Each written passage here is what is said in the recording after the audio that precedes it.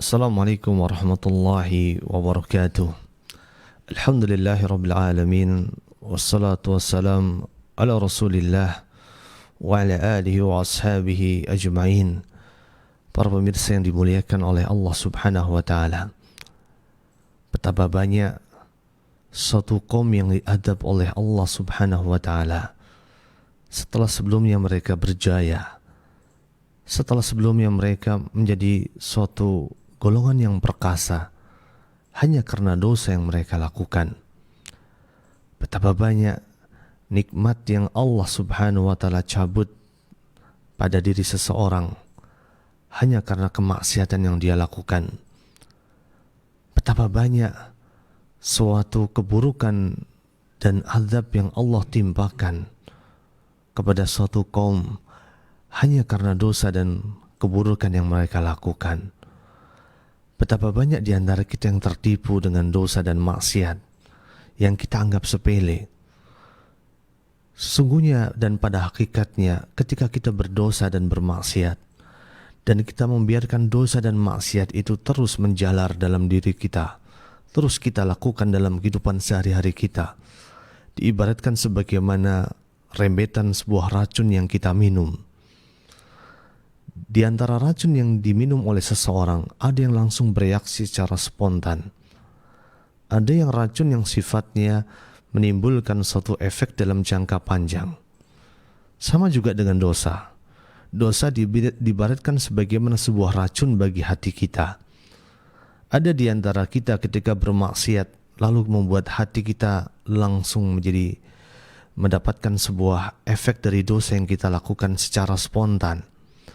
Ada di antara kita yang bermaksiat, lalu kita mendapatkan efek dari maksiat itu beberapa waktu, bahkan beberapa puluh tahun setelah kita bermaksiat.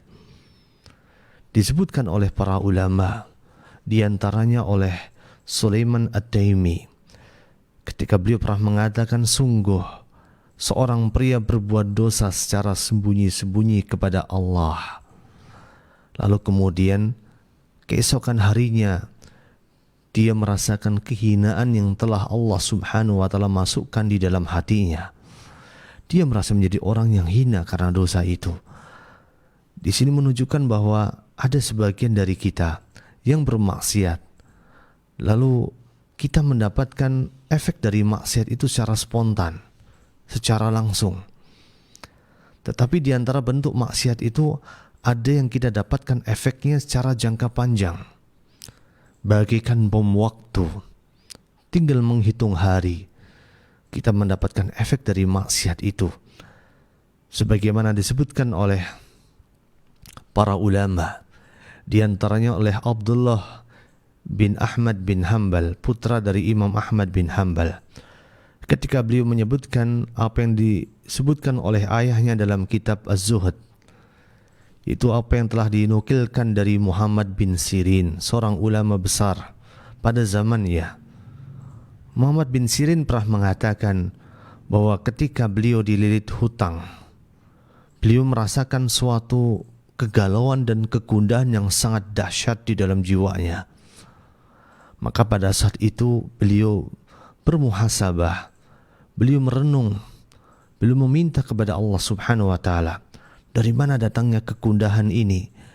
Dari mana datangnya kegalauan ini? Dari mana datangnya kecemasan dan ketakutan yang sangat besar ini? Maka beliau merasa yakin bahwa beliau benar-benar yakin bahwa ini semua, kegundahan ini, ketakutan ini, kecemasan ini, kegalauan ini disebabkan oleh satu dosa yang beliau lakukan 40 tahun yang silam. Subhanallah, bagaimana Allah Azza wa Jal memberikan petunjuknya kepada Muhammad bin Sirin bahwa sesungguhnya kegalauan dan kegundahan yang dirasakannya pada saat itu disebabkan karena dosa dan maksiat yang beliau lakukan 40 tahun yang silam.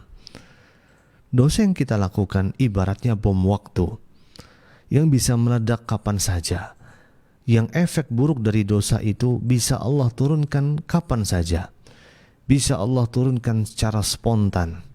Bermaksiat hari ini, kemudian Allah timpakan keburukan, kehinaan hari itu juga.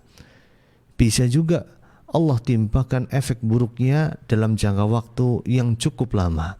Setahun kemudian, 2 tahun kemudian, 3 tahun kemudian, 11 tahun kemudian, bahkan 10 tahun kemudian.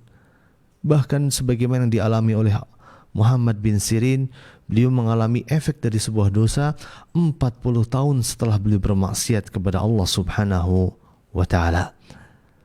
Para pemirsa yang dimuliakan oleh Allah Subhanahu wa ta'ala, bertakwalah kepada Allah Azza wa Jalla. Jauhilah berbagai bentuk dosa dan maksiat.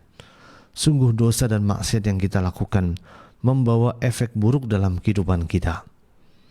Dosa dan maksiat yang kita lakukan akan menghalangi masuknya ilmu ke dalam diri kita. Mungkin banyak di antara kita yang berupaya untuk menghafal Al-Quran, menyelesaikan hafalan Al-Quran, tetapi begitu sulit bagi dirinya. Maka kalau kita merasa sulit, bertakwalah kepada Allah Azza wa Jalla. Mungkin ada dosa yang masih kita lakukan, mungkin ada maksiat yang masih kita kerjakan. Mungkin di antara kita ada yang berpikir, kenapa saya sudah sekian lama duduk di majelis ilmu, tetapi Allah belum memberikan ilmu kepada saya. Maka bertakwalah kepada Allah. Lakukanlah sebuah introspeksi diri. Jangan-jangan kita tidak dimudahkan oleh Allah Azza wa Jalla untuk mendapatkan sebuah ilmu hanya gara-gara maksiat yang kita lakukan. Karena pada hakikatnya ilmu adalah cahaya yang Allah turunkan ke dalam hati setiap hambanya, dan maksiat adalah kegelapan yang akan menghalangi datangnya cahaya itu. Pernah suatu hari Imam Syafi'i duduk di majelisnya Imam Malik, Imam Darul Hijrah, dan Imam Malik melihat kecerdasan yang sangat luar biasa pada diri Imam Syafi'i. Pada saat itu Imam Malik memberikan nasihat kepada Imam Syafi'i, bahwa sungguh aku memandang bahwa Allah Subhanahu wa ta'ala telah memasukkan cahaya ilmu ke dalam hatimu, yang dengan itu Allah memudahkan engkau untuk mendapatkan ilmu. Maka Imam Malik melanjutkan, janganlah engkau memadamkan cahaya ilmu itu dengan kegelapan maksiat kepada Allah Subhanahu wa ta'ala. Sebuah nasihat yang sangat ringkas dan padat, akan tapi memiliki makna yang sangat luas. Ketika kita bermaksiat, pada hakikatnya kita sudah menghalangi ilmu untuk sampai kepada diri kita. Ketika kita bermaksiat kepada Allah, pada hakikatnya kita sudah menghalangi cahaya hidayah yang akan Allah turunkan kepada diri kita. Maka kalau kita ingin menjadi orang-orang yang dimudahkan oleh Allah untuk mendapatkan ilmu, untuk mengamalkan ilmu, dan untuk mendapatkan hidayah, maka bertakwalah kepada Allah Subhanahu wa ta'ala. Bertakwalah kepada Allah dengan menjauhi semua yang telah Allah Azza wa Jalla larang. Bertakwalah kepada Allah dengan cara menjaga perintah-perintah Allah Subhanahu wa ta'ala. Sungguh kalau kita menerjang dan menerabas perintah-perintah Allah dan larangan-larangan Allah Azza wa Jalla, kita termasuk orang-orang bermaksiat kepada Allah, dan Allah akan menjadikan hati kita tidak diterangi dengan cahaya ilmu, tapi justru sebaliknya diliputi dengan cahaya kegelapan, cahaya kezaliman, dan cahaya kemaksiatan yang membuat cahaya ilmu tidak bisa masuk ke dalam diri kita. Para pemirsa yang dimuliakan oleh Allah Subhanahu wa ta'ala, pernah suatu hari Imam Syafi'i mengatakan, syakautu ila waqi'in an su'i hifdi. Aku pernah mengeluhkan kepada Imam Waqi', itu guru beliau, atas buruknya hafalanku. Kita bisa bayangkan seorang Imam Syafi'i yang memiliki hafalan yang sangat kuat mengatakan bahwa beliau memiliki hafalan yang buruk, dan beliau mengadukan buruknya hafalan itu kepada gurunya. Maka pada saat itu kemudian Imam Syafi'i melanjutkan syairnya dengan mengatakan, fa'arsyadani ila tarki al-ma'asi. Kemudian Imam Waqi' memberikan nasihat kepadaku agar aku meninggalkan berbagai bentuk maksiat. Kemudian beliau mengatakan, qala i'lam bi annal ilma fadlun. Ketahuilah bahwa sesungguhnya ilmu adalah karunia. Wa fadlullahi la yu'tahu 'asi. Dan sungguh karunia Allah tidak mungkin Allah berikan kepada orang-orang yang bermaksiat kepada Allah Subhanahu wa taala. Para pemirsa yang dimuliakan oleh Allah Subhanahu wa taala, ketika seseorang terus-menerus terjebak dalam perbuatan kemaksiatan kepada Allah, terus-menerus meninggalkan perintah-perintah yang Allah Subhanahu wa taala perintahkan, meninggalkan salat, meninggalkan sedekah, meninggalkan membayar zakat, meninggalkan puasa di bulan Ramadan, maka sungguh dia telah bermaksiat kepada Allah Subhanahu wa taala dengan maksiat yang sangat besar.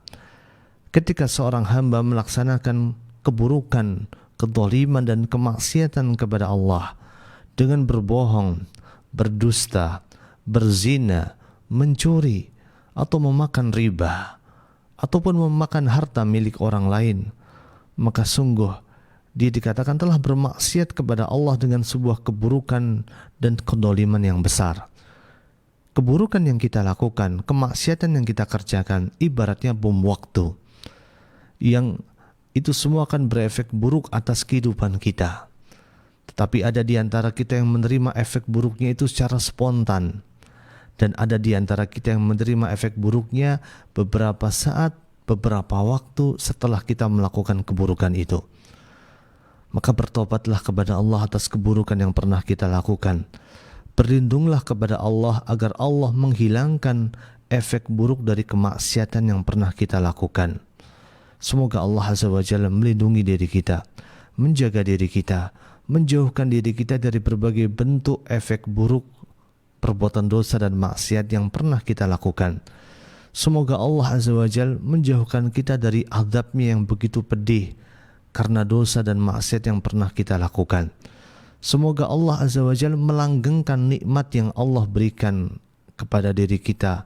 Jangan sampai Allah mencabut nikmat itu atas diri kita hanya karena gara-gara dosa dan maksiat yang pernah kita lakukan, yang mungkin kita sendiri sudah lupa dengan apa yang pernah kita perbuat. Semoga Allah menjaga kita dan memberikan petunjuk dan hidayah kepada kita, dan semoga kita termasuk orang-orang yang beruntung, orang-orang yang senantiasa menutup setiap keburukan yang kita lakukan dengan berbagai bentuk istighfar dan dengan berbagai amal taubat serta kembali kepada Allah Subhanahu wa taala. Sallallahu wasallam wa barik ala nabiyina Muhammad wa ala alihi wa ashabihi ajma'in.